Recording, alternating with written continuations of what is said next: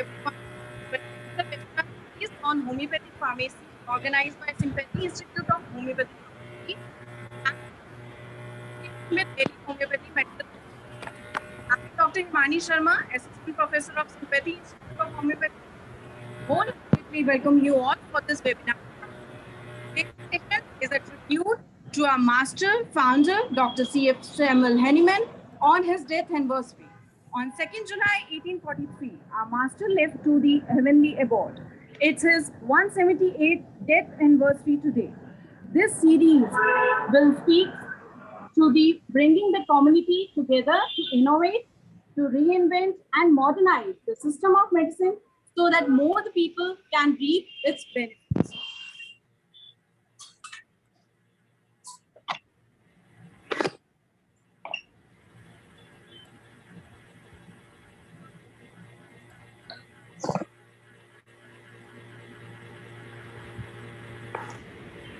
Now I would like to say a few words about the Sympathy Institute.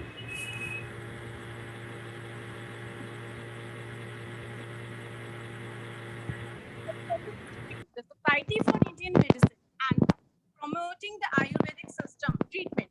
Homeopathy is known and yoga is known as Sympathy. It is a Delhi trusted and based social organization incorporated with Government of Delhi since 2009. The organization is mainly working in the health sector. It is committed to promoting Ayush system of medicines, mainly the homeopathic system of medicine, and providing its services to the needy people requiring the medical help. Some major programs and the activities of the society, they are inter alia includes free consultation services and medicines to the poor and needy people through its 9 homeopathic charitable dispensaries located at the different areas in New Delhi. A dedicated Sympathy Institute of Homeopathy Pharmacy established in the 2012, affiliated with the National Institute of Open School Ministry of HRD, Government of India, recognized by the Government of NCT of Delhi and affiliated with the Board of Homeopathy System of Medicine, is conducting specific foundation, certificate, diploma courses in homeopathy. A charitable Sympathy Eye Care Center established in 2013 provided the free consultation medicines and spectacles to the eye patients. To the neediest poor people, as many as the 60 poor patients of the cataract were got operated and treated free of cost at the expense of Sympathy from 2013 to 2016. The society is making efforts to generate the funds so that this initiative could further be carried in the future. A half marathon mega event that is run for homeopathy, organizing every year in New Delhi for the purpose to connect the people with the health and homeopathy. Health awareness campaign Swasth Bharat ke Teen Ayan Jan Aushadhi Poshan or Ayushman done by the organization. Now we have with us today Dr. Deepak Sharma, General Secretary of DHMA, Delhi Homeopathy Medical Association, Founder Director of Orbit Clinics. I request sir to say a few words about DHMA. बहुत बहुत धन्यवाद doctor Himani Sharma. आप सभी लोगों को नमस्कार और स्वागत है आज की हमारी इस वेबिनार सीरीज में। सबसे पहले मैं आप लोगों को बता दूं कि मैं doctor Deepak Sharma, general secretary Delhi homeopathic medical association का। दिल्ली होम्योपैथिक मेडिकल एसोसिएशन 1932 में डॉक्टर युद्धवीर सिंह सर द्वारा बनाई गई थी। डॉक्टर युद्धवीर सिंह सर द्वारा Nehru homeopathic medical college Delhi में, दिल्ली पब्लिक लाइब्रेरी और ऐसे बहुत सारे होम्योपैथी के जो संस्थान हैं या जो लाइब्रेरीज हैं, चैरिटेबल डिस्पेंसरीज हैं, उन्होंने उसको जन्म दिया और वो बहुत ही एक्टिव मेंबर रहे। 1932 से लगातार दिल्ली होम्योपैथिक मेडिकल एसोसिएशन अपनी CMEs, अपने सेमिनार्स, अपने हेल्थ कैंप्स लगातार ऑर्गेनाइज करते आई है। और आज एक अच्छी खुशी की बात है कि सिंपैथी के साथ हम लोगों ने एक प्लान किया है इस फार्मेसी को लेकर के, क्योंकि आज डेथ एनिवर्सरी भी है डॉक्टर हैनीमैन सर की और पूरे विश्व में डॉक्टर हैनीमैन सर ऐसे हैं जिनका जो बर्थडे है वो पूरे वर्ल्ड वाइड सेलिब्रेट किया जाता है। उनकी डेथ एनिवर्सरी पूरे वर्ल्ड वाइड हम लोग मनाते हैं। हमें दुख है डॉक्टर हैनीमैन सर आज हमारे साथ नहीं है, लेकिन फिर भी उनके जो रास्ते हैं उन्हीं पर हम चलने की कोशिश करते हैं। और किसी भी सिस्टम का, किसी भी मेडिकल सिस्टम का जो मेन पार्ट होता है वो फार्मेसी का होता है। तो ये पूरा जुलाई का जो मंथ है वो हम लोग डेडिकेट कर रहे हैं अपने डॉक्टर हैनीमैन सर को। और मैं चाहता हूं कि आज के जो स्पीकर हैं उनके बारे में डॉक्टर हिमानी मैम आप बताइए, और बाद में हमारे साथ हमारे DHMA के जो प्रेसिडेंट सर हैं डॉक्टर युद्धवीर सिंह, वो भी यहाँ पर हैं। डॉक्टर श्वेता सिंह, डॉक्टर साक्षी फेसबुक को देख रही हैं, उसामा भी हमारे साथ हैं और भी बहुत सारे मेंबर्स हैं। और मैं रिक्वेस्ट करता हूं कि आप सब लोग इस प्रोग्राम को एक लर्निंग पर्पस समझिए। ये एक एजुकेशनल प्रोग्राम है। यहाँ पर किसी भी टाइप का कोई प्रिस्क्रिप्शन, क्योंकि हम लोग सोशल मीडिया पर हैं, तो किसी भी टाइप का कोई प्रिस्क्रिप्शन नहीं करते हैं। अगर आपको ऐसा कुछ चाहिए तो आप अपने किसी नज़दीकी डॉक्टर से जाकर के मिलिएगा। ये सिर्फ प्रोग्राम जितने भी हैं सब एजुकेशन पर्पज से हैं। तो मैं चाहता हूँ डॉक्टर हिमानी, आप प्लीज़ डॉक्टर आरकांत जो आज के स्पीकर हैं, पहले स्पीकर हैं, उनका इंट्रोडक्शन करें ताकि सब लोग एजुकेशन सीरीज़ को अच्छे से सुन पाएँ। Thank you. Thank you so much, sir, for a nice introduction about DHMA. Now, I would like to invite our speaker for day 1 session of this webinar, Dr. R. Khan. He is working as a director in Sympathy Institute of Homeopathy Pharmacy, Delhi, India, 2009 to till. Formerly as a head homeopathy at Sanskriti University in Mathura, UP, to establish 2 years homeopathy pharmacy course. He was also formerly as a medical officer homeopathy with Batra Medical Center, Sangam Vihar, New Delhi. He has worked for Thyroid Free Mission India campaigning in 2012 and arranged many camps for that. He also worked for establishment of 8 charitable clinics under CSR projects for sympathy organization. He had also worked for non-communicable disease and vector-borne diseases like chikungunya, dengue, malaria, etc., and arranged many camps for that. He had also worked for training program for Sympathy Institute faculty as well as others in CCRH Noida for promotion of the skill in research. He had also worked for the promotions of homeopathy and organizing run for homeopathy every year. He has also authored numerous number of books, in which one of them are Health Newsletter regularly since 2010, that is Sympathy Health Flash. He has also membership of the editorial board, Advancements in the Homeopathy Research. He is also editorial board member, Health Sciences, South Delhi Homeopathy Medical Associations, and Faridabad Homeopathy Medical Associations. So I hope you all are looking forward for the today's sessions. You all are requested to listen patiently and put your queries in the chat box, which will be discussed at the end of the session. Now, without taking much time, I would like to hand over the session to Dr. R. Khan, sir. We wholeheartedly welcome you, sir, for the today's session.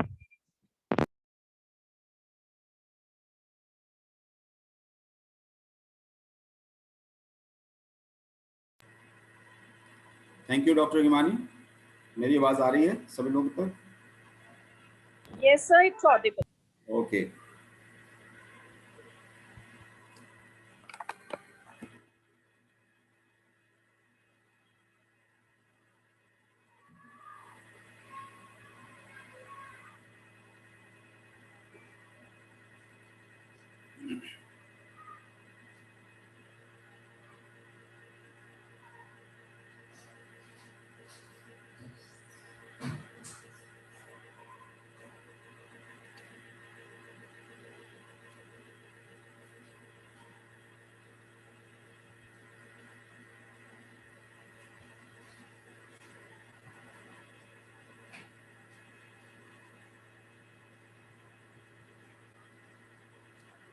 Doctor Deepak मेरी मदद करें share करने में, screen share कैसे थोड़ा सा guide करें। Sir देखिए, आपके बिल्कुल सेंटर में एक ग्रीन कलर का बटन होगा शेयर स्क्रीन का। एक बिल्कुल बीच में ग्रीन कलर का शेयर स्क्रीन का एक बटन होगा। ड्रॉप बॉक्स है, माइक्रोसॉफ्ट है, गूगल ड्राइव है, बॉक्स है। नहीं, उसमें आपको पावर पॉइंट पहले से ओपन कर रखी थी आपने या नहीं? पावर पॉइंट से ओपन करना है जी, पहले पावर पॉइंट ओपन कर लीजिए अलग से, फिर उसके बाद शेयर स्क्रीन पावर पॉइंट से।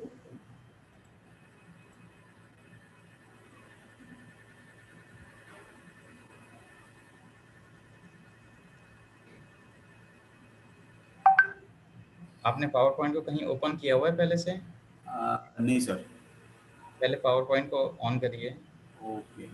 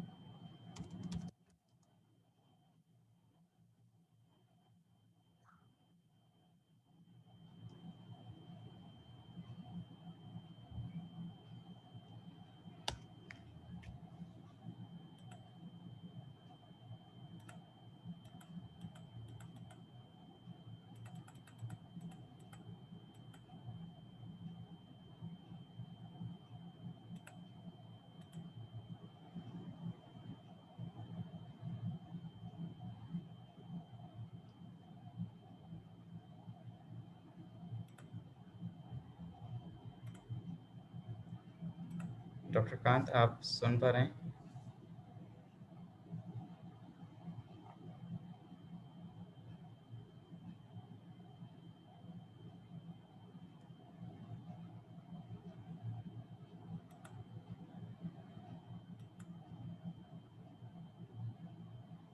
डॉक्टर हिमानी? Yes, sir. बेटा एक बार सर को फ़ोन कर लो, देखो क्या दिक्कत आई है। इतने में कुछ यहाँ पे लोगों को फार्मेसी के बारे में बताता हूँ। Okay, sir. Okay, sir. आप सब लोगों से थोड़ी गुजारिश है, थोड़ा पेशेंस रखिए। डॉक्टर कांत सर लौट के आएंगे अभी, शायद थोड़ी टेक्निकल डिफिकल्टीज हैं। और देखिए, जहाँ तक हमने एक फार्मेसी के जो प्रोग्राम बनाया है ना, इसमें हम लोगों को आज होम्योपैथिक साइंस में सबसे ज़्यादा फार्मेसी को अपडेट करने की ज़रूरत है।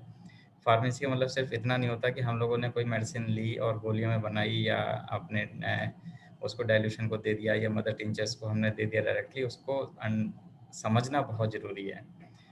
हालांकि डॉक्टर कांत सर, आप सुन पा रहे हैं सर?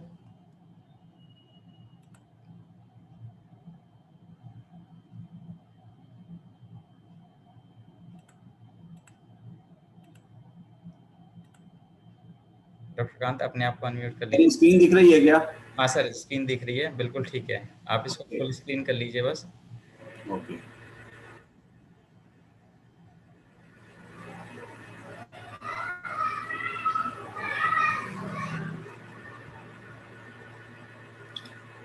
जी सर, तो जैसा कि आज हम लोग सेमिनार की और वेबिनार की हम लोग शुरुआत करने जा रहे हैं, और जैसा कि डॉक्टर दीपक ने और डॉक्टर हिमानी ने बताया कि आज 2 ऑफ जुलाई है, और आज डॉक्टर मास्टर हैंडमैन की हमारी डेथ एनिवर्सरी भी है।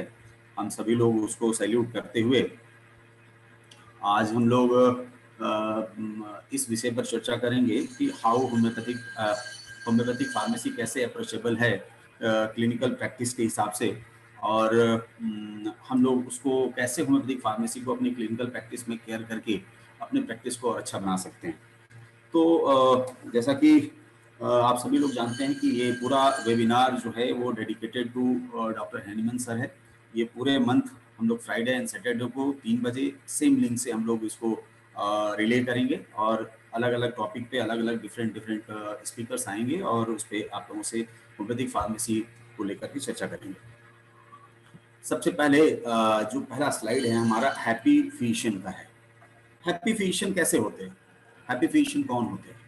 हैप्पी फिजिशियन जिसकी अच्छी प्रैक्टिस चलती है, जो अच्छा पेशेंट देखते हैं, जो अच्छा केस डील कर सकते हैं, जो अच्छा केस ठीक करते हैं, उसको हैप्पी फिजिशियन बोलते हैं। और वो पैसा भी अर्न करते हैं, और ज़्यादा पैसा अर्न करके वो अपनी हैप्पीनेस को गैदर करते हैं फ्रॉम होम्योपैथिक प्रैक्टिस।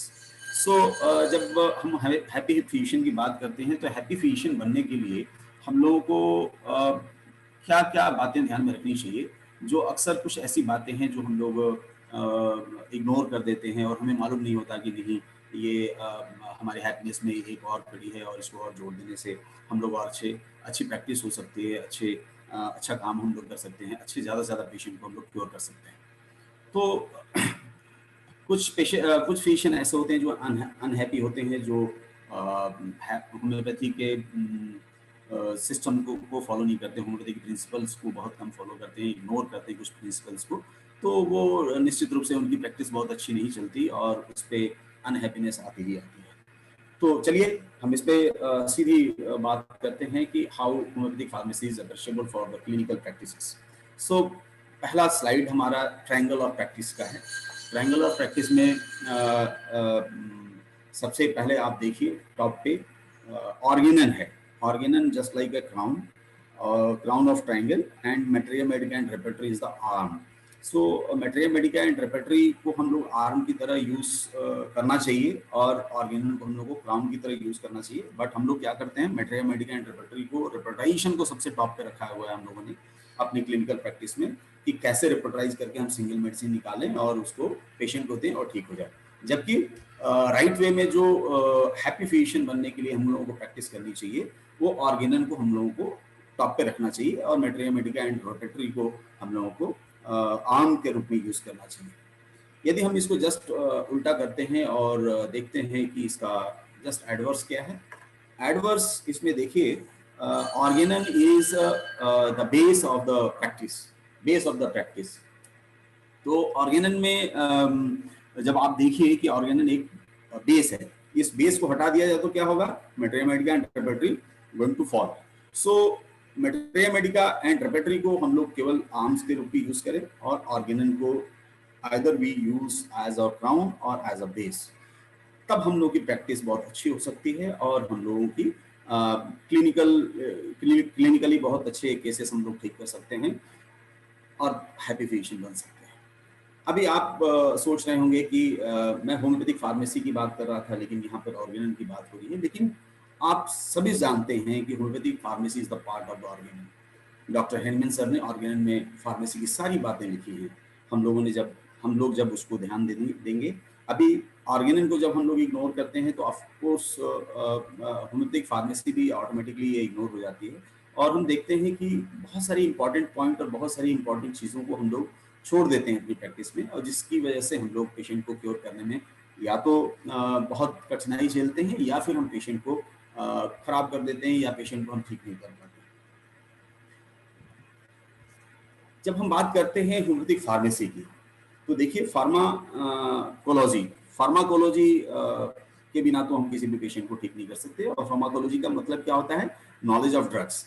तो कंप्लीट नॉलेज ऑफ ड्रग्स, तो कंप्लीट नॉलेज ऑफ ड्रग्स में फार्माकोलॉजी को when we have to classify the pharmacology, there are two parts in the pharmacology, pharmacognosy and pharmacodynamics, but we all are caring about the pharmacodynamics, not caring about the pharmacognosy, because the pharmacognosy is the part of the pharmacy. So until or unless we are not getting we are not caring about the pharmacognosy, so we don't have the knowledge, complete knowledge about the drugs. क्योंकि pharmacodynamics में आपको मालूम है कि सिर्फ इसमें pharmacodynamics में drugs के एक्शन को हम लोग पढ़ते हैं, ना कि ड्रग के बारे में पढ़ते हैं। तो ड्रग के एक्शन को तो हम लोग मेटेरिया मेडिका इंटरप्रिटेशन से हम लोग समझ लेते हैं, ड्रग के एक्शन को हम लोग मेटेरिया मेडिका से गैदर करते हैं और उसमें सबसे टॉप पे कौन है उसको रिप्रेजेंटाइज करके हम लोग निकाल लेते हैं। लेकिन जो ड्रग है, जो ड्रग हम देने जा रहे हैं, जो ड्रग हम प्रिस्क्राइब करने जा रहे हैं, उस ड्रग का नेचर क्या है, उस ड्रग का सोर्स क्या है, उस ड्रग का ड्यूरेशन क्या है, उस ड्रग का कल्टीवेशन कहाँ होता है, उस ड्रग की फार्माकोलॉजी क्या है, सारी चीजें हम लोग छोड़ देते हैं कहीं ना कहीं पे। तो मैं ऐसा समझता हूँ कि without pharmacognosy the knowledge is not complete about the drugs.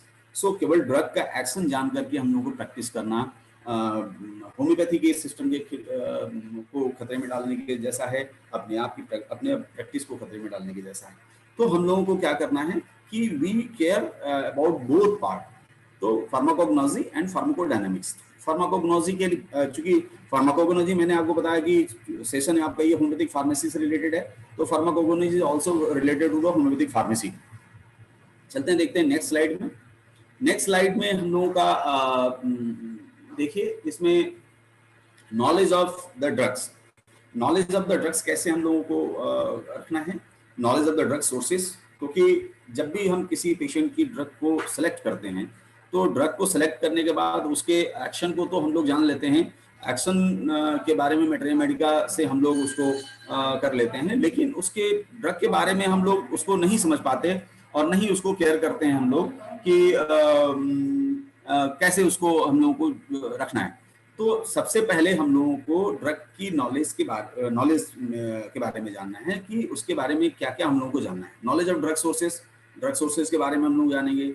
Drug division, कैसे हम ड्रग को, जितने भी होम्योपैथिक मेडिसिन हैं, how you divide and how we categorise the drugs, कौन सी मेडिसिन शॉर्ट एक्टिंग भी है, कौन सी मीडियम है, कौन सी लॉन्ग है, कौन सी डीप एक्टिंग है। हम लोग इसको बिना कैटेगराइज किए हुए पेशेंट को हम लोग प्रिस्क्राइब करते हैं। ड्रग ड्यूरेशन इसका क्या है, ये कितने दिन तक काम करेगा, कितने देर तक काम करेगा, कितने ड्यूरेशन तक इसका एग्रावेशन रहता है, कितने ड्यूरेशन तक में इसमें एम्प्लिएशन आ जाएगा। ये सारी बातों की जानकारी हम लोग को ड्रग ड्यूरेशन में मिलती है and we always ignore. Knowledge of compounding में हम लोग बात करेंगे कि अक्सर इनकॉम्पेटिबिलिटीज होती है फिजिकल, केमिकल एंड थेरेपेटिकली, तो इसका भी हम लोगों को ध्यान रखना है। डिस्पेंसिंग भी है उसी तरह से। नॉलेज ऑफ डोसेज तो पूछे ही मत, नॉलेज ऑफ डोसेज के बारे में तो सब लोग कंफ्यूज हैं कि कैसे डोज दिया जाए, किस पोटेंसी में दिया जाए। ये सभी ये सब अपने अपने हिसाब से सब लोग अपना अपना काम कर रहे हैं, जबकि डॉक्टर मास्टर हैनीमैन ने 6th एडिशन ऑफ ऑर्गेनन में सब कुछ ईच एंड एवरीथिंग लिखा हुआ है, बताया हुआ है कि आपको आगे कैसे प्रैक्टिस को करना है।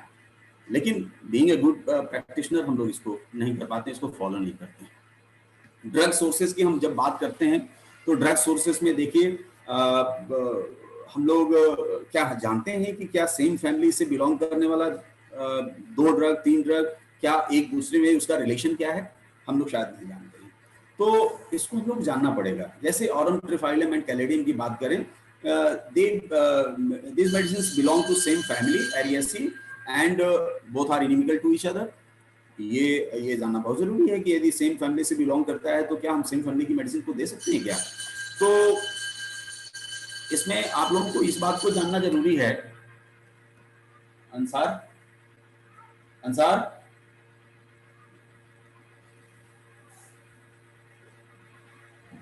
दूसरी चीज इसमें देखिए, नक्स वोमिका एंड इग्निशिया की बात करें, these medicines belong to same family Loggiaceae and both are inimical to each other। Belladonna and dulcamara की बात करें, both are belongs to same family Solanaceae and both are inimical।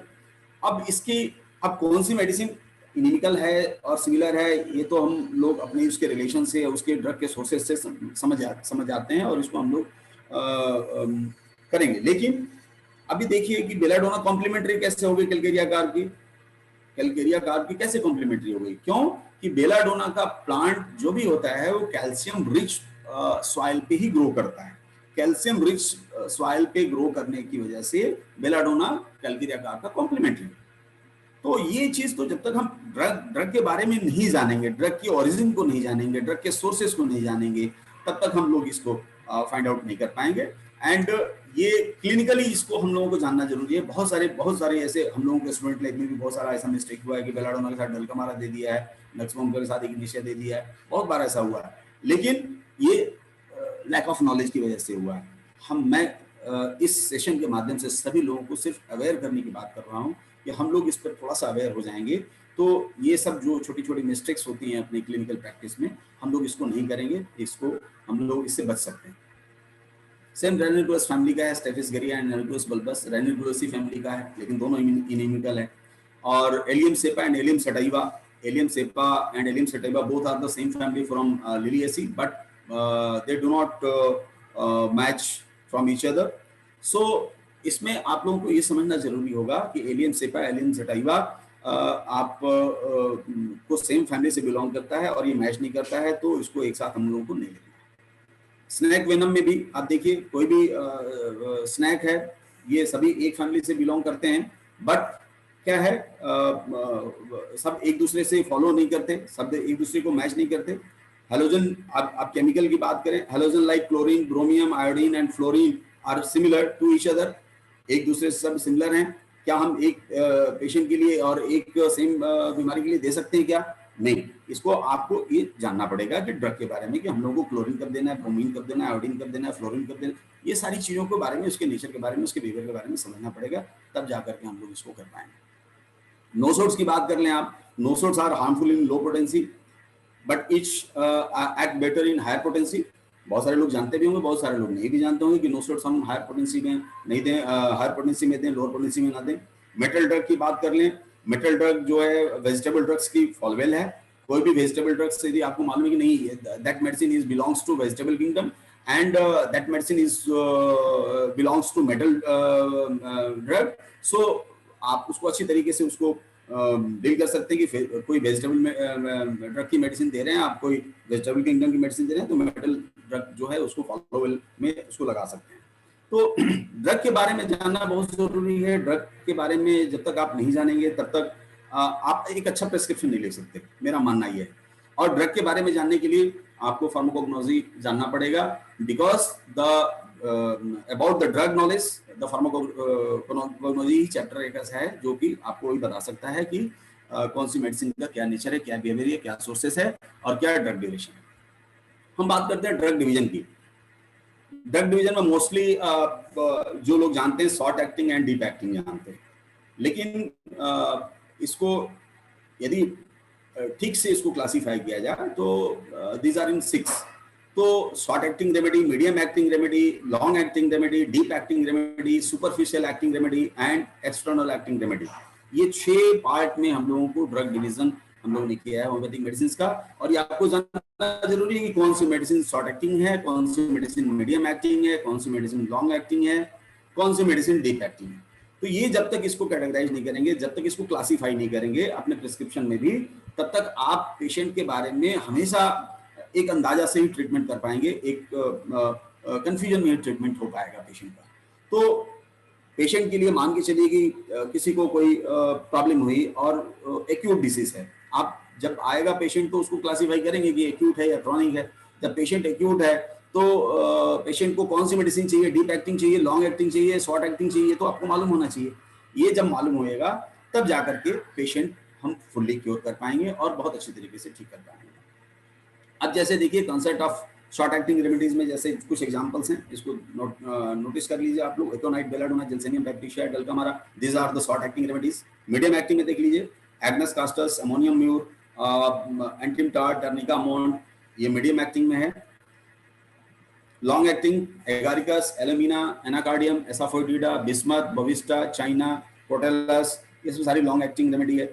Long acting के बाद फिर deep acting remedy antim crude, baryta carb, calcarea carb, causticum, ferrum met, graph, kali carb, ये सब सारी deep acting remedy है।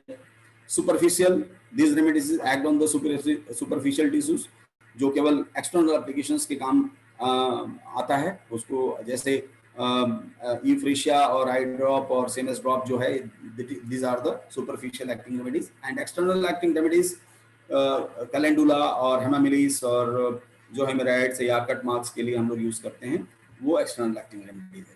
तो हम लोगों को ये कैटेगराइज करना पड़ेगा कि कौन सी मेडिसिन एक्सटर्नल एक्टिंग है, कौन सी मेडिसिन सुपरफिशियल है, कौन सी मेडिसिन शॉर्ट एक्टिंग है, कौन सी मेडिसिन लॉन्ग एक्टिंग है, कौन सी मेडिसिन मीडियम एक्टिंग है। ये जब तक हम लोग नहीं क्लासिफाई करेंगे तब तक एक फार्मेसी से रिलेटेड हम लोग हमेशा फार्मेसी को इग्नोर करेंगे और एक अच्छा प्रिस्क्रिप्शन नहीं लिख पाएंगे। तो जैसे ही पेशेंट आता है उसको उसके डिसीज को कैटेगराइज किया, डिसीज के बाद जैसे ही आपने मेडिसिन को चूज किया है, मेडिसिन को रिप्रेटाइज किया आपने, तो मेडिसिन कुछ भी आए उसके बारे में पहले आपको पूरी नॉलेज होनी चाहिए कि हाँ ये मेडिसिन मैं देने जा रहा हूँ, ये शॉर्ट एक्टिंग है, डीप एक्टिंग है, लॉन्ग एक्टिंग है, इसका कितना देर असर रहने वाला है, इसके पेशेंट के ऊपर क्या फर्क पड़ने वाला है। शायद हम सभी लोग इसको इग्नोर करते हैं। ड्रग ड्यूरेशन की हम बात करते हैं। ड्रग ड्यूरेशन में देखिए short acting remedy few hours or days or less than 1 week, ये शॉर्ट एक्टिंग रेमेडी जितनी भी हैं 1 वीक से ज्यादा एक्शन में नहीं रहेंगे, मैक्सिमम 1 वीक इनका लाइफ टाइम है और इनका duration. Medium acting remedy for 1 week to 2 weeks, 1 week से लेकर के 2 वीक तक। अब ये 1 वीक से लेकर के 2 वीक तक की बात मैं इसलिए कर रहा हूँ कि ये मेडिसिन टू मेडिसिन वेरी भी करता है, तो मिनिमम 1 वीक है, मैक्सिमम 2 वीक्स है। मीडियम एक्टिंग रेमेडीज में का ड्यूरेशन ये है। लॉन्ग एक्टिंग रेमेडीज में 3 weeks to 4 weeks, deep acting में 5 वीक्स टू 6 वीक्स और more than 6 weeks. Superficial acting remedy में फ्यू आवर्स के लिए सुपरफिशियल मेडिसिन एक्ट करती है और एक्सटर्नल में having local effects on skin और ऑरिफिसेस। तो ये ड्यूरेशन है मेडिसिन का और इसी के हिसाब से वो एक्ट भी करती है। तो हम लोगों को ड्यूरेशन नहीं मालूम होगा जब तक हम लोगों को क्लासिफिकेशन नहीं मालूम होगा मेडिसिन का कि कौन सी मेडिसिन किस कैटेगरी में फॉल करती है, तो उसको हम लोग ड्यूरेशन कैसे जानेंगे। और जब तक हम लोग ड्यूरेशन नहीं जानेंगे तब तक हम उसको उसके एक्शन को कैसे जानेंगे, और जब तक एक्शन नहीं जानेंगे पेशेंट को ठीक ही नहीं कर सकते। तो ये एक पूरा सीक्वेंस है और इस पूरे सीक्वेंस को फार्माकोडायनेमिक्स को सिर्फ जान लेने से, केवल ड्रग एक्शन को जान लेने से हमारा ट्रीटमेंट, हमारा प्रिस्क्रिप्शन कंप्लीट नहीं होता है। इसलिए फार्माकोग्नोलॉजी को भी जानना पड़ेगा और फार्माकोग्नोलॉजी को जब हम जान करके और फार्माकोडायनेमिक्स को जान करके यदि हम किसी प्रिस्क्रिप्शन को लिखते हैं तो वो कंप्लीट प्रिस्क्रिप्शन होगा और उस कंप्लीट प्रिस्क्रिप्शन से पेशेंट भी ठीक कंप्लीट होगा। अब देखिए बात करते हैं ड्रग पोटेंसी की। ड्रग पोटेंसी में हम लोग जो अभी तक पढ़ पाए हैं या बहुत सारे लोग जानते भी होंगे, बहुत सारे लोग नहीं भी जानते होंगे। मैक्सिमम पोटेंसी क्या है होम्योपैथी में? मैक्सिमम पोटेंसी हम सीएम से ऊपर की बात नहीं करते हैं। Mother tincture 1 2 3 6 12 30 200 1M 10M 50M CM, that's it. उसके ऊपर क्या है? आपको जानकर हैरानी होगी कि डॉक्टर हैनीमैन सर ने और उनके जितने भी फॉलोअर्स रहे हैं उनके लोगों ने ऑलरेडी इससे भी ज्यादा आपको पोटेंसी दी हुई है। और आप इस स्क्रीन से देखिए कि ये कितना एडवांस साइंस है और एडवांस सिस्टम को डॉक्टर हैनीमैन देके गए हैं आप लोगों को। 1 2 3 4 1 2 3 6 12 30 200 1m 10m 30m 50m cm 50 cm dm, ये सारी पोटेंसीज डॉक्टर हैनीमैन ने खुद रिसर्च करके इसको बनाई और अपने फॉलोअर्स के लिए, अपने लोगों के लिए ये छोड़ के गए। 50m देखिए, सबसे बात ये है कि cm के बाद 50 cm बहुत कम लोग जानते हैं, dm बहुत कम लोग जानते हैं। 50 dm, mm, 50 mm, cm, 50 cm, dmm, 50 dmm, mmm, ये सबसे लास्ट पोटेंसी जो डॉक्टर हैनीमैन सर दे करके गए हम लोगों को, ट्रिपल एम दे करके गए। तो ये चीज तो हम अपने एप्लीकेशन के हिसाब से उसको यूज करेंगे ना। हम सिर्फ मोस्टली हम लोग क्या यूज करते हैं, मैंने तो जो दिल्ली के प्रैक्टिस नर्स को देखा है 30-200 1m से ऊपर बात नहीं करते, 30-200 1m, दैट्स इट। कुछ लोग लो पोटेंसी में भी काम करते हैं, लेकिन डीएम और 50 डीएम और एमएम की बात तो बहुत कम लोग करते हैं, या बिल्कुल करते ही नहीं, या इसके बारे में लोग जानते हैं। इसके बारे में मैं भी नहीं जानता था, लेकिन जैसे ही एक पेशेंट मेरे फार्मेसी शॉप पे लेकर के आया कि ये पोटेंशियल डीएम चाहिए, तो डीएम तो हमें मालूम नहीं था। हमने कहा किसने लिख दिया, तो कहा कि डॉक्टर साहब ने लिखा है। अब हमें मालूम नहीं था, तो हमने समझा कि भाई डॉक्टर, ये तो या तो डॉक्टर को मालूम नहीं है या डॉक्टर ने सीएम की जगह पे डीएम लिख दिया है। तो ये हमारी लैक ऑफ नॉलेज थी, ये हमारी जानकारी की कमी थी, जिसको कि हम लोग नहीं जानते थे। और उस पेशेंट को हमने कहा कि नहीं डीएम तो आता ही नहीं है, सीएम आता है। और ये अक्सर आपके होम्योपैथिक फार्मेसी स्टोर पे आपको ऐसी सिचुएशंस मिलती है। 30 नहीं होता है 200 दे जाता है, 200 नहीं होता 30 पोटेंसी दे दी जाती है। सीएम चूंकि फार्मासिस्ट क्वालिफाइड नहीं होते वहां पर, लेकिन बीइंग ए क्वालिफाइड फिजिशियन हम लोगों को ये पूरी पोटेंसी यदि मालूम है और पूरी पोटेंसी के बारे में हम जानते हैं, तो हम फार्मासिस्ट को, या जो नहीं जानते हैं उनको हम इंसिस्ट कर सकते हैं, उनको बता सकते हैं कि भाई इस तरह की चीजें हैं, इस तरह की पोटेंसी भी आती है, और इस तरह की चीजों को यूज करके, ऐसी पोटेंसीज को यूज करके हम पेशेंट को ठीक भी कर सकते हैं। अब मैं बात करूं नॉलेज ऑफ कंपाउंडिंग पे। नॉलेज ऑफ कंपाउंडिंग थोड़ा सा सब्जेक्ट ये फार्मेसी का ही है, और फार्मासिस्ट को इस पे विशेष ध्यान देना चाहिए। जो मैन्युफैक्चरिंग सेक्टर में जो लोग हैं, फिजिकल इनकम्पैटिबिलिटीज बहुत ज्यादा होती है, केमिकल इनकम्पैटिबिलिटी एंड थ्योरेटिकली इनकम्पैटिबिलिटीज। ये तीन इनकम्पैटिबिलिटीज हम लोगों को अक्सर देखने को मिलता है, और ये कभी कभी बहुत सारे, मैं डॉक्टर्स को देखा भी है, होम्योपैथिक फिजिशियंस को भी मैंने देखा है कि एक मेडिसिन के साथ में कई मेडिसिन मिला करके देते हैं। उनको किसी बात का न भय है, न किसी बात का डर है, और न ही किसी बात की चिंता है कि कौन सी मेडिसिन किसकी कॉम्प्लीमेंट्री है, कौन सी मेडिसिन किसकी फॉलोवेल है, कौन सी मेडिसिन किसकी इनिमिकल है।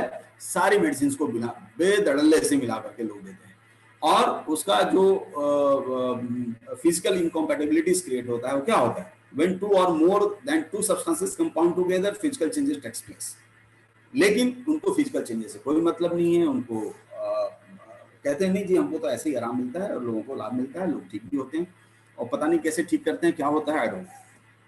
केमिकल इनकम्पैटिबिलिटीज में देखिए आप, it is chemical interaction between the, आपको मालूम है, यदि आपको केमिकल के बारे में यदि आप नहीं जानते हैं और दोनों कंपाउंड को आपने एक साथ मिला दिया, दोनों एलिमेंट्स को एक साथ मिला दिया, तो केमिकल रिएक्शन हो सकता है, टॉक्सिक भी हो सकता है, इनएक्टिव भी हो सकता है, कुछ भी हो सकता है।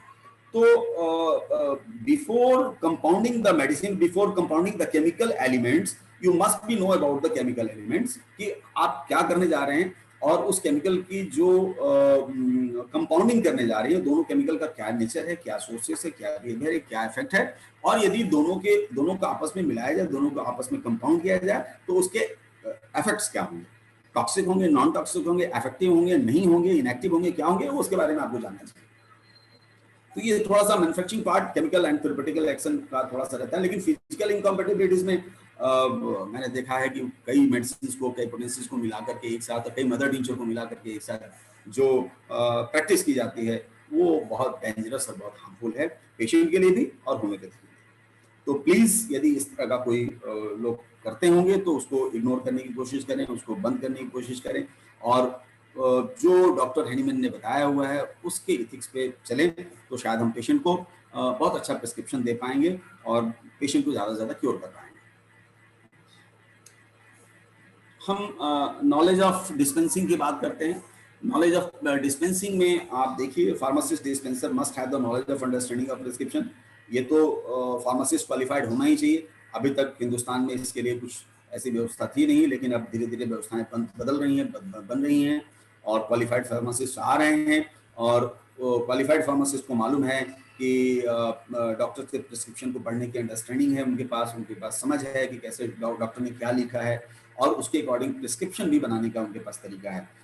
कैसे मेडिसिन को बनाना है, कैसे पेशेंट को चीज़ें समझानी है, कैसे पेशेंट को प्रोसेस बताना है, उनको संभालें, क्योंकि वो पूरे 2 इयर्स के कोर्स में वो सब सारी चीज़ें को समझते हैं। Any mistakes could be dangerous for the patient as well as effect of the practice. 2 चीज़ें तो होंगी। यदि आपने गलत तरीके से डिस्पेंस किया तो या तो पेशेंट पे वो डेंजरस होने वाला है या फिर वो इनएक्टिव हो जाएगा, वो काम ही नहीं करेगा। तो चाहे आप डॉक्टर ने कितनी भी अच्छी मेडिसिन लिखी हो और प्रैक्टिस फार्मासिस्ट ने या डिस्पेंसर ने उसको उसके प्रिस्क्रिप्शन के अकॉर्डिंग यदि मेडिसिन नहीं दिया तो वो ऑफ कोर्स वो डॉक्टर अनहैप्पी होने वाला है। और इस पे मैं थोड़ा सा जो फिजिशियंस जो लोग हैं, प्रैक्टिशनर्स हैं, मैं उनको भी बोलूँगा कि जो अपने अंडर में जो क्वालिफाइड फार्मासिस्ट है तो मैं थोड़ा सा बिलीव कर सकता हूँ, मिस्टेक्स उससे भी हो सकती है, लेकिन अक्सर ये देखा गया है कि अपने क्लिनिक में अनक्वालिफाइड डिस्पेंसर ही होते हैं और वो रहते रहते सीख गया है, उसको उसी तरीके से दवाई बना रहा है। तो उस पर जरूर केयर रखें। मैं ये नहीं कह रहा हूँ कि आप क्वालिफाइड फार्मासिस्ट यदि आप अफोर्ड नहीं कर सकते तो क्वालिफाइड फार्मासिस्ट नहीं रख सकते, यदि अफोर्ड करते हैं तो क्वालिफाइड फार्मासिस्ट भी रख लीजिए आप, ताकि आपकी वो प्रैक्टिस पे बहुत ज्यादा प्रभाव डालने वाला है। यदि क्वालिफाइड फार्मासिस्ट रखेंगे आप तो आपकी डिस्पेंसिंग अच्छी होगी, आपका मेडिसिन का प्रिस्क्रिप्शन जो आप लिख रहे हैं उसके अकॉर्डिंग आपकी मेडिसिन पेशेंट को जाएगी और वो उससे ठीक होगा। लेकिन यदि कोई अनक्वालिफाइड है, कोई बंदा उसको मालूम ही नहीं है कि कौन सी चीज कैसे कब क्या देनी है, तो वो मिस्टेक्स करने के चांसेस उसके ज्यादा रहेंगे। तो मैं वैसे लोगों के लिए बोल रहा हूँ कि यदि वैसे लोग आपकी क्लिनिक में हैं तो निश्चित रूप से उन पर नजर बना के रखें कि आपने जो प्रिस्क्रिप्शन लिखा है क्या वही प्रिस्क्रिप्शन उसी के अकॉर्डिंग वो मेडिसिन दे रहा है या नहीं दे रहा है। यदि दे रहा है तो अच्छी बात है, यदि नहीं दे रहा है तो उस पर केयर रखने की जरूरत है, ताकि आपके प्रिस्क्रिप्शन के अकॉर्डिंग ही पेशेंट को दवाई दी जाए। यदि आप दवाई उसको नहीं देखते हैं तो आपका प्रिस्क्रिप्शन जो होगा वो इफेक्टिव नहीं होगा और पेशेंट ठीक नहीं होगा। तो इन सब चीजों पे थोड़ा सा डिस्पेंसिंग का भी नॉलेज होना चाहिए और आपको भी ये मालूम होना चाहिए कि how to dispense the medicine. Prescription and proper dose की हम बात करते हैं। प्रिस्क्रिप्शन तो सभी डॉक्टर्स को लिखने आता है और बहुत अच्छा प्रिस्क्रिप्शन लिखते हैं लोग, लेकिन डोसेस पर थोड़ा सा कंफ्यूजन रहता है और डोसेस को लेकर के अभी तक कंट्रोवर्सी चल रही है कि हम कौन सा डोज रखें, कौन से पोटेंसी रखें, कौन सा कैसे क्या, सारी चीजें अभी भी कंफ्यूजन में है। मैं नहीं समझता हूँ कि 100% homeopath are aware about that कि क्या रखें। इसमें एक पोसोलॉजी चैप्टर आता है, हम लोगों ने बीएचएमएस भी पढ़ा था, और पोसोलॉजी को बहुत कीनली लोग ऑब्जर्व करके नहीं पढ़ते और पोसोलॉजी हमेशा से इग्नोर रही है। चलो 30 है, सुबह दोपहर शाम खा लो, 2 बार खा लो, ऐसे 1 में है तो 1 बार खा लो। तो इस तरीके से डोसेस कभी भी यूनिफॉर्म नहीं रहा। डोसेस को यूनिफॉर्म करने के लिए पोसोलॉजी जो डॉक्टर हैनीमैन ने दिया है और उसके अकॉर्डिंग यदि हम लोग रखें तो that will be fruitful for the homeopathic fraternity as well as for the good practice। और जब आपकी प्रैक्टिस अच्छी होगी तो आप हैप्पी फिजिशियन होंगे। थोड़ा सा आप सभी लोग जानते होंगे फंडामेंटल प्रिंसिपल ऑफ होम्योपैथी, ये हम लोग फर्स्ट ईयर में ही हम लोगों ने इसको पढ़ा होता। इस 7 प्रिंसिपल्स हैं होम्योपैथी के। मैं कहता हूं कि सातों प्रिंसिपल को आप फॉलो मत कीजिए, लेकिन 3 कम से कम 3 फॉलो, 7 तो हो जाए तो बहुत अच्छी बात है। यदि 7 को हम फॉलो नहीं कर पाते हैं तो एटलीस्ट 3 तो हम कर ही सकते हैं। Law of similia, law of simplex and law of minimum. Law of similia आप कर ही रहे हैं, आप सिंगल मेडिसिन को निकाल ही रहे हैं और सिमिलर मेडिसिन को निकाल ही रहे हैं आप, लेकिन लॉ ऑफ मिनिमम की जहां तक बात आती है वहां पर क्वेश्चन मार्क आ जाता है डॉक्टर्स का कि कितना minimum, how we can minimise the dose, कैसे मिनिमम, हम क्या कौन सी पार्ट को आप मिनिमम बोलते हैं। ये हमेशा से कंट्रोवर्सी रहा पार्ट, और इसी चीज को लॉ ऑफ मिनिमम को ही एक प्लेटफॉर्म देने के लिए, एक यूनिफॉर्म करने के लिए कई लोगों ने इस पे काम किया। डॉक्टर फिंके ने भी काम किया, डॉक्टर जिन सिंह ने भी काम किया, डॉक्टर हेरिंग ने भी काम किया। कई लोगों ने इसको मिनिमाइज डोज करके इसका अपने प्रैक्टिस में एक्सपेरिमेंट किया, और सब लोगों का अपना अपना एक तरीका रहा मिनिमाइज करने का।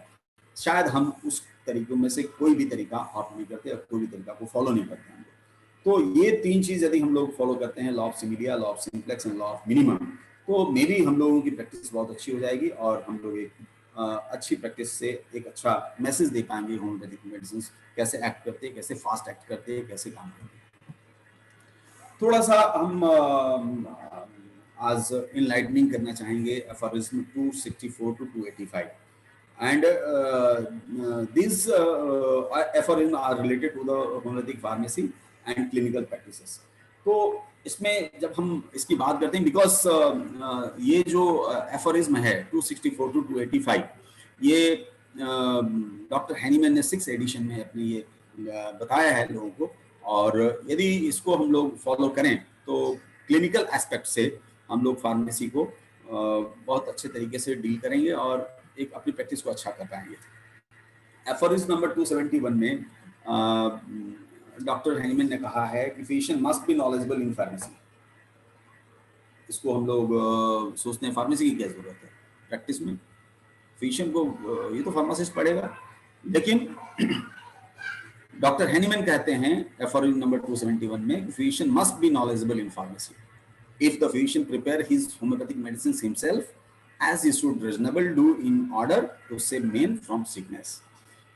लेकिन हम लोग क्या है, हम लोग बस ना टाइम नहीं है, कौन बनाने जाएगा, कौन क्या करने जाएगा। ठीक है, मैं ये नहीं कहता कि आप लोग मेडिसिन बनाइए, बट नॉलेजेबल तो होना जरूरी है फार्मेसी में, और मेडिसिन की क्वालिटी कैसे आ रही है इसको जानना बहुत जरूरी है। क्वालिटी ऑफ मेडिसिन पे हमारे दूसरे स्पीकर बात करेंगे दूसरे सेशन में, लेकिन हम कम से कम फर्स्ट अटेम्प्ट में इतना तो जरूर कर सकते हैं कि मेडिसिन, यदि आपके पास ड्रग की नॉलेज है, सपोज मान के चलिए कि बर्बेरिस वुल्गेरिस के बारे में आप जानते हैं कि बर्बेरिस वुल्गेरिस में कौन सा अल्कलॉइड है, उसका कलर कैसा आता है उस मदर टिंचर का, या क्राइटेगस का क्या मदर टिंचर का कलर आता है, तो क्राइटेगस एंड बर्बेरिस वुल्गेरिस में कम से कम आप डिफरेंशिएट तो कर ही सकते हैं। आपको बर्बेरिस वुल्गेरिस के बदले में कोई सैक्लेट नहीं दे देगा, और नहीं बर्बेरिस वुल्गेरिस के बदले में कोई क्राइटेगस दे सकता है, क्योंकि आपको ये मालूम है कि इसका कलर ऐसा होता है। तो कम से कम नॉलेजेबल रहने से ये फायदा होगा कि आपको कोई, आपके पेशेंट को कोई मिसगाइड नहीं करेगा, आपके पेशेंट को कोई गलत मेडिसिन नहीं देगा, और आप उससे एश्योर होकर के आप उसको मेडिसिन को देंगे और पेशेंट ठीक होगा। 272 की बात करें, एडमिनिस्ट्रेशन ऑफ रेमेडी की बात करें, हम लोग मोस्टली दिल्ली में आप देखिए चैरिटेबल में तो केवल ग्लोबुल्स ही में ही मेडिसिन दी जाती है, और most of the homeopathic physicians are using the globules, and they prescribe the medicines in globules form, और उसको बोलते हैं, चूंकि इजी भी है थोड़ा सा खाने में, तो इसलिए लोग इसको ऑप्ट कर लिए हैं। लेकिन इसमें देखिए 272 में डॉक्टर हैनीमैन सर ने क्या कहा है, such a globules I place dry upon the tongue is one of the smallest dose for a moderate recent case of illness. Here, but few nerves are touched by the medicines. A similar globules crushed with some sugar of milk and dissolved in a good deal of water and stir well before every administration will produce a far more powerful medicine for the use of several days. मतलब जो globules form में आप देते हैं दवाई, उसको आप directly मत बोल दीजिए कि हाँ आपको 4 गोली सुबह दोपहर शाम चूसना है या उसको निगलना है। आप उसको बोलिए कि आप उसको क्रश करो, या क्रश करके आप दो, या आप उसी तरीके से डिस्पेंसिंग करो, या उस तरह से मेडिसिन को मेडिकेशन करो, ताकि वो पेशेंट जब घर पे लेके जाए तो उसको वाटर में डिसॉल्व करना ही पड़े, और वाटर में जब डिसॉल्व करेगा तो वो अच्छी तरह से उसको स्टेयर करके उसके बाद तब वो ले, ताकि उससे क्या होगा कि मैक्सिमम नर्व्स जो है टच करेंगी और मेडिसिन ज्यादा से ज्यादा इफेक्टिव करेगी, क्विक करेगी। तो इसको यदि कोई प्रैक्टिस में नहीं करते होंगे तो शायद वो कहीं ना कहीं अपने प्रैक्टिस में भूल कर रहे हैं, और डायरेक्टली ग्लोबल्स बोलते हैं पेशेंट को खाने के लिए कि आप ग्लोबल्स खाओ। ग्लोबल्स को ही फॉर्म में, दूसरे फॉर्म में थोड़ा सा आप क्रश करके उसको डिसॉल्व करके वाटर में आप उसको दीजिए और उसका इफेक्ट दीजिए। आप लोग जो प्रैक्टिस करते हैं, जो मेडिसिन आप लोग देते हैं वो आप लोग दीजिए, बस थोड़ा सा फार्मेसी में इन्वॉल्व होकर के इसको स्टाइल को चेंज कीजिए और उसका इफेक्ट देखिए कितना आपका जस्ट इफेक्ट बदल जाता है। तीसरा इसमें 275 है फॉर्मूला नंबर में डॉक्टर हेमन सर कहते हैं large doses in the injurious. Sir मैं अपने टाइम पे हूँ? जी सर, बिल्कुल ठीक है एकदम। ओके, सो 275 नंबर एफोरिज्म में लार्ज डोजेज इंजीरियस डॉक्टर हेमन ने कहा है। तो इसका हम लोगों को ख्याल रखना चाहिए कि जो डोज हम लोग दे रहे हैं लार्ज डोज नहीं होना चाहिए। The suitableness of the medicine for any given cases of disease does not depend on the accurate homeopathic selection alone, but likewise on the proper size or rather smallness of the doses. If we give too strong a dose of medicine which may have been even quite homeopathically chosen for the morbid state before us. मतलब हमको large doses को accept नहीं करना है, small doses को करना है। Large doses हमेशा इंजरियस होता है। स्मॉल डोसेस के को बनाने का तरीका थोड़ा सा उसमें आप घुसेंगे तो पता चलेगा, क्योंकि उसके लिए थोड़ी सी फार्मेसी में आपको नॉलेज रखना पड़ेगा, पढ़ना पड़ेगा स्मॉल डोजेस कैसे हम बनाएं। तो स्मॉल डोजेस को रखिए, पेशेंट का कभी नुकसान नहीं होगा, पेशेंट हमेशा सेफ साइड में रहेगा और आपकी प्रैक्टिस भी सेफ साइड में रहेगी। इसमें 276 में एडिशन में देखिए इफेक्ट ऑफ हाई पोटेंसी लिखा है इन्होंने। Too large doses of an accurately chosen homeopathic medicine and specially when frequently repeated bring about the much trouble as a rule. अब आप देखिए कई लोग 1 m को मैंने देखा है, कई लोग सुबह दोपहर शाम बोल देते हैं खा लीजिए, कई लोग 10 m को बोलते हैं कि सुबह से दोपहर शाम खा लीजिए। मतलब इसको मालूम नहीं कि ये हाई पोटेंसी का इफेक्ट क्या होता है, और हाई पोटेंसी की मेडिसिन को हम लोग को फ्रिक्वेंटली रिपीट नहीं करना चाहिए, थोड़ा सा इंटरवल होना चाहिए। और उसका इंटरवल क्या होना चाहिए? जो ड्यूरेशन है। और ड्यूरेशन कैसे आप फाइंड आउट करेंगे? जब आप क्लासीफाई करेंगे कि शॉर्ट एक्टिंग रेमेडी है, लॉन्ग एक्टिंग रेमेडी है, मीडियम एक्टिंग है, तो वहां से उसका ड्यूरेशन पता चलेगा और उस ड्यूरेशन के अकॉर्डिंगली आप उस मेडिसिन को, हाई पोटेंसी को, आप उसको रिपीट कर सकते हैं। तो इसका थोड़ा सा ध्यान रखना है। डॉक्टर हेनमैन ने 277 एंड 278 में बोला है minimum dose. If the dose is reduced to the degree of minuteness appropriate, it will be give a gentle remedial effect. Minimum dose तो बोला है, लेकिन मिनिमम डोज कैसे हम करें ये कंफ्यूजन है। मिनिमम डोज कैसे माइन्यूट करें, कैसे उसको कम से कम करें, तो इस पे सब लोगों की जो डॉक्टर फिंके, डॉक्टर जिनसेंग ने एक्सपेरिमेंट किया है, तो वो एक ग्लोबुल्स को डाल करके उसको 1000 टाइम, बहुत उसका प्रोसेस है। आप लोग जब थोड़ा सा जिनसेंग के बारे में, या एक अलग से मैं मिनिमम डोज पे टॉपिक कभी लूंगा तो आप लोगों को बिल्कुल बताऊंगा कि इसमें मिनिमम डोज कैसे करते हैं। लेकिन अभी फ्रिक्वेंटली बस सिर्फ इतना समझिए, क्योंकि कम समय में बताने के लिए हमारे पास सिर्फ इतना सा ही है कि मिनिमम डोज को करने के लिए, जैसे सपोज मान के चलिए आप 4 गोली की बात करते हैं, तो 4 गोली के बदले में क्या 1 गोली दे सकते हैं? क्या 1 गोली को थोड़ा सा शुगर ऑफ मिल्क में मिला करके उसको क्रश करके उसको डिसॉल्व करके पानी में पीने के लिए दे सकते हैं? क्या नहीं है। आप प्रिपेयर डोज देना चाहते हैं तो क्या 30 ml की डिस्टिल वाटर में क्या एक गोली को क्रश करके और उसको शुगर ऑफ मिल्क में मिला करके उसको डिसॉल्व करके आप उसको 10-10 दिन सुबह दोपहर शाम देने के लिए बोल सकते हैं? क्या क्यों कि 4-4 गोली लेने के कंपैरेटिव में यदि आप देखें, 4 गोली सुबह, 4 गोली दोपहर, 4 गोली शाम को, तो 1 गोली तो माइन्यूट तो हो ही गई ना। और 1 गोली को यदि आपने 30 ml ड्रॉप्स में डिसॉल्व कर दिया और उसमें से 10-10 दिन सुबह दोपहर शाम लेने के लिए बोल दिया, तो एक माइन्यूट डोज तो आप दे ही रहे। जो एक प्रचलन में है, जो एक सिस्टम में बन गया है कि 4-4 गोली सुबह दोपहर शाम लेना है, 6-6 गोली सुबह शाम लेना है, तो कम से कम उसको हम लोग ब्रेक कर पाएंगे। और उस को यदि ब्रेक हमने कर लिया और इस फॉर्म में हमने माइन्यूटनेस को ऑप्ट कर लिया, तो माइन्यूट फॉर्म में जो मेडिसिन दी जाती है वो निश्चित रूप से 4 गोली से इफेक्टिव ज्यादा होगी और वो ज्यादा बेनिफिट्स हम पेशेंट से ले पाएंगे और पेशेंट को ठीक कर पाएंगे। जब पेशेंट ठीक होता है तो पैसा देता ही है, और जब पेशेंट पैसा देगा तो आप एक हैप्पी और रिच दोनों बनेंगे आप। 6 एडिशन की बात हम करते हैं, जिसमें डॉक्टर हेनमैन सर ने पोटेंसी सिलेक्शन की बात की है। तो पोटेंसी सिलेक्शन पे मेरा सीधा फंडा यही है कि पोटेंसी जब बनी तो सबसे पहले डेसिमल आई, फिर सेंटिसिमल आई, फिर एलएम आई। तो जैसे कि मोबाइल नेटवर्क में जब हम बात करते हैं तो पहले हम 2G में जीते थे, फिर 3G आया, फिर 4G आया, अब 5G की भी तैयारी चल रही है और हम लोग बिल्कुल अपना माइंड मेकअप कर चुके हैं कि नहीं, हम लोगों के घर में 5G वाईफाई होना चाहिए, 5G फोन होना चाहिए, और कुछ लोगों ने 5G फोन ले भी लिया है। मैं ये कहता हूं कि यदि आपके डॉक्टर हेनमैन सर ने आपको 5G दे के गए हैं आपकी पोटेंसी में, तो फिर डेसिमल और सेंटिसिमल की हम बात क्यों करें?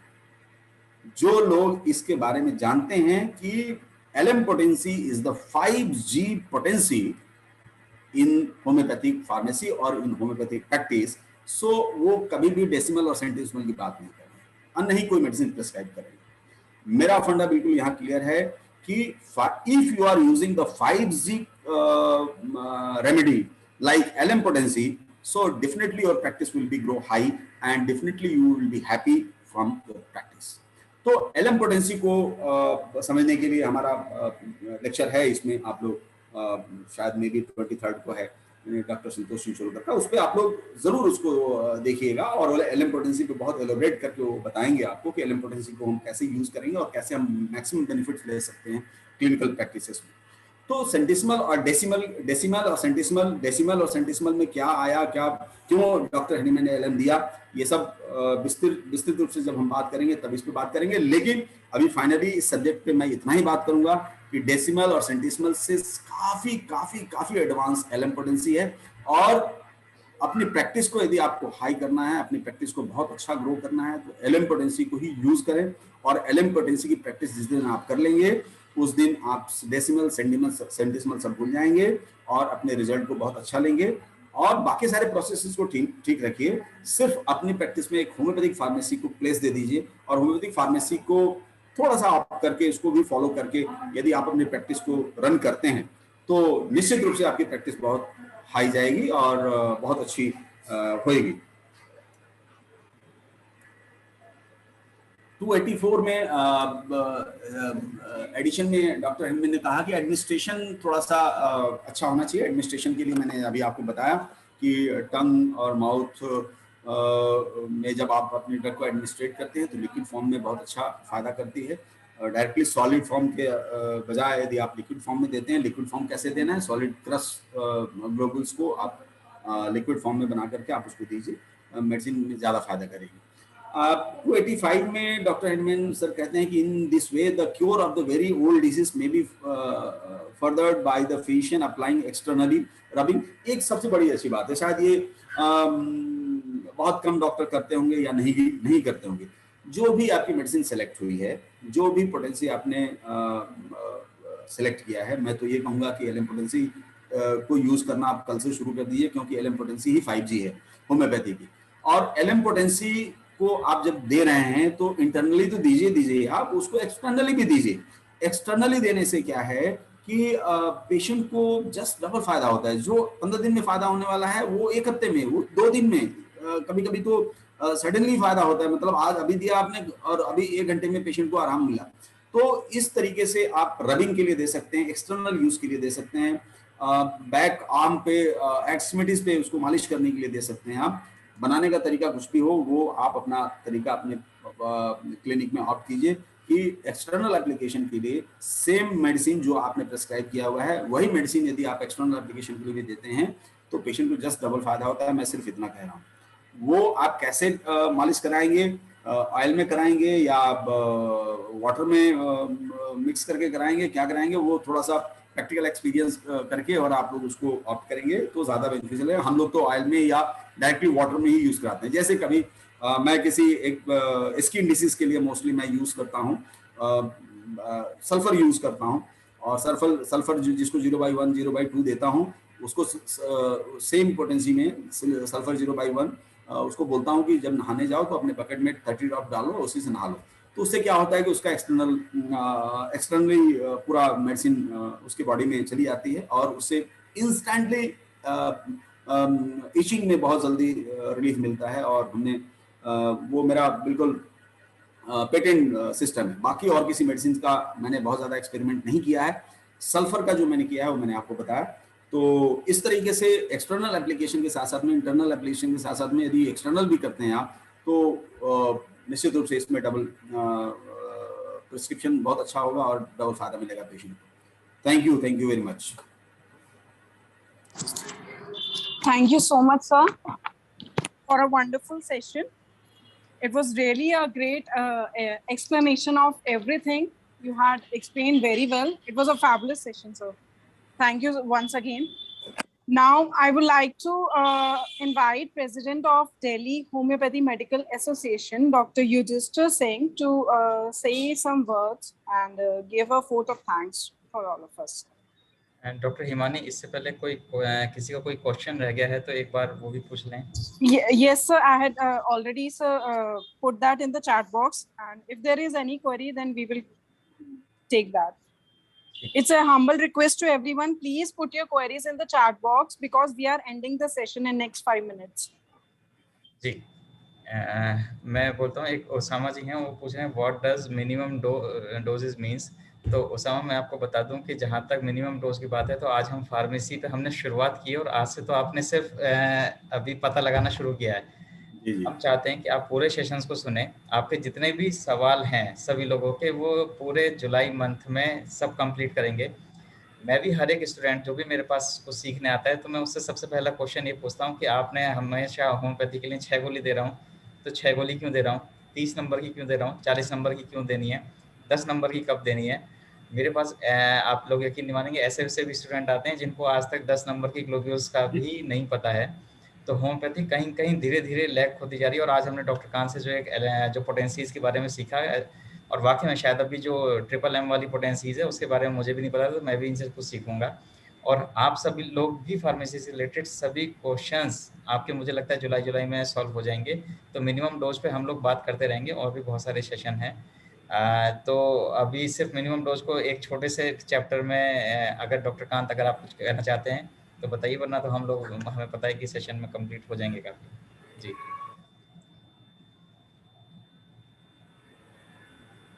डॉक्टर कांत सर, आप कुछ कहना चाह रहे हैं मिनिमम डोज पे, या हम नेक्स्ट सेशन के लिए इसको रखें?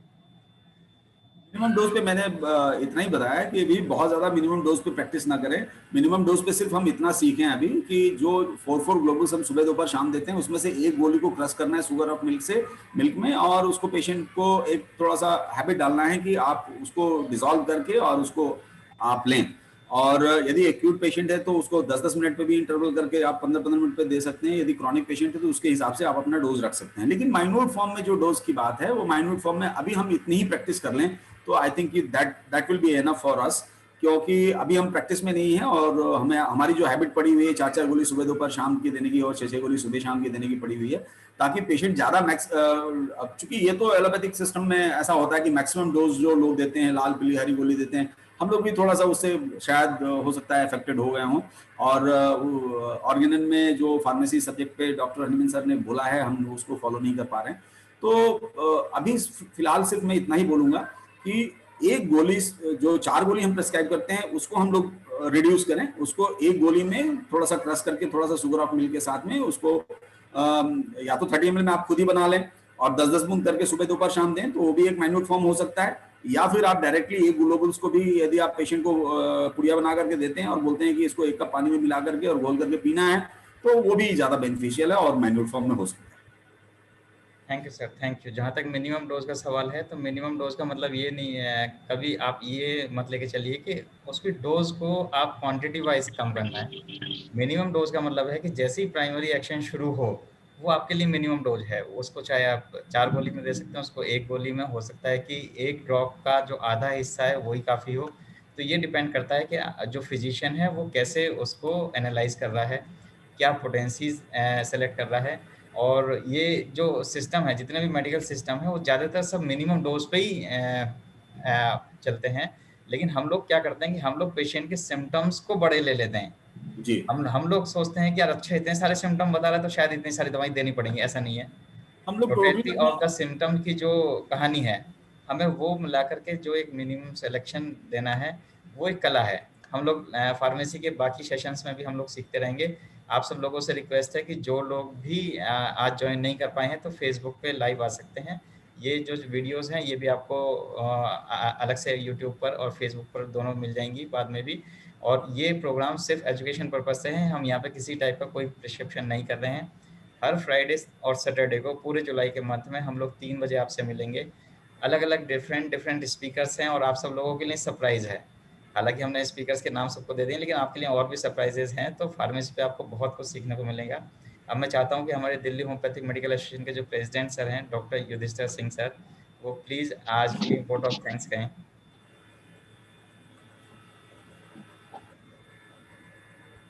हेलो। जी सर, नमस्कार सर। नमस्कार। सबसे सर पहले तो मैं बोलूँ ना। हेलो। जी सर, आवाज आ रही है आपकी। सबसे पहले तो मैं आज डॉक्टर हैनीमैन की पुण्यतिथि पर अपनी श्रद्धांजलि अर्पित करता हूँ, उन्हें नमन करता हूँ। वैसे तो मेरा ये मानना है कि डॉक्टर हैनीमैन हमसे कभी दूर नहीं है, वो हर क्षण हमारे साथ ही रहते हैं और हमें होम्योपैथी द्वारा मानवता की सेवा के लिए प्रेरणा देते रहते हैं। डॉक्टर हैनीमैन की पुण्यतिथि पर होम्योपैथिक फार्मेसी पर एक वेबिनार शुरू करने के लिए सिम्पैथिक इंस्टीट्यूट ऑफ होम्योपैथिक फार्मेसी एवं दिल्ली होम्योपैथिक मेडिकल एसोसिएशन का एक सराहनीय कार्य है। बहुत अच्छी दृष्टि शुरू की है।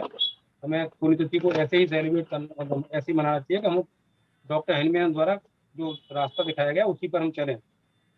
इस सीरीज को शुरू करने के लिए सिम्पैथी के director doctor R Kant, DHMA के general secretary doctor Deepak Sharma का बहुत बहुत धन्यवाद। और आज का टॉपिक जो था relation between Organon and homeopathy, role of homeopathic pharmacy in clinical practice, इसका बहुत ही अच्छा लेक्चर दिया। कोई चीज़ थोड़ी नहीं, knowledge of drug duration, knowledge of compounding, knowledge of prescription and proper dose और fundamental principle of homeopathy, pharmacy related जितने भी ऑर्गेनल के एफोरिज्म है सबको डिटेल से बहुत अच्छे समझाया। तो डॉक्टर आरकान सर, आपका बहुत बहुत धन्यवाद। और थैंक यू सर। इसको होस्ट करने के लिए डॉक्टर हिमानी शर्मा, आपने बहुत अच्छा होस्ट किया, आपका भी बहुत बहुत धन्यवाद। आज Thank you, sir. आज जितने भी हमारे डॉक्टर्स इस वेबिनार से जुड़े हुए हैं, मैं सबका बहुत बहुत धन्यवाद करता हूँ। Thank you very much. Thank you so much, sir, for your kind words. Thank you everyone for joining us for today's session. Over to you, sir. कल के टॉपिक के बारे में वो अनाउंस कर दें। कल के टॉपिक के बारे में अनाउंस कर दें। Yes, sir, you can. आप कर सकते हैं। हाँ जी। कल का टॉपिक लेटेस्ट रिसर्च इन होम्योपैथी है, तो आप लोग कल जरूर ज्वाइन करें। सेम टाइम है, सेम लिंक है। और देश के बड़े साइंटिस्ट हैं डॉक्टर विनीत द्विवेदी, तो कल आप लोग लेटेस्ट रिसर्च के बारे में, यदि होम्योपैथी के बारे में जानना है तो कल जरूर ज्वाइन करें आप लोग, और लेटेस्ट रिसर्च के बारे में, होम्योपैथी के बारे में जानना है। Thank you sir, thank you so much. और मैं चाहता हूं कि सभी लोग इस फार्मेसी के सेशंस को सुनते रहें और जानें कि एक्चुअली होम्योपैथिक फार्मेसी क्या चीज़ है, क्योंकि हम बहुत सारे सब्जेक्ट पढ़ लेते हैं लेकिन फार्मेसी को थोड़ा इग्नोर करते हैं, पढ़ते समय भी और काम करते समय भी। तो बहुत बहुत धन्यवाद आप सब लोगों का। दिल्ली होम्योपैथिक मेडिकल एसोसिएशन की तरफ से, सिम्पैथी की तरफ से किसी भी टाइप की कोई भी क्वेरी हो तो हमें 9711153617 पर मैसेज कर सकते हैं। DHMA की वेबसाइट dhma.in है, आप वहाँ भी जा सकते हैं। सिम्पैथी का फेसबुक पेज है, सिम्पैथी नाम है, SIMPATHY के नाम से है। सिम्पैथी में वाई नहीं लगाना है, SI करके है। और भी कोई जानकारी अगर आपको चाहिए तो हमें फेसबुक पर भी लिख सकते हैं जहाँ पे आप ये वीडियो देख रहे हैं। सो सभी लोगों का बहुत बहुत धन्यवाद। डॉक्टर आरकन सर, आपका बहुत बहुत धन्यवाद। डॉक्टर वाई सिंह सर, आपका धन्यवाद। स्पेशल थैंक्स डॉक्टर हिमानी, आपने अच्छा सा होस्ट किया। Thank you so much. Thank you sir. Thank you. Thank you, sir. Thank you, everyone.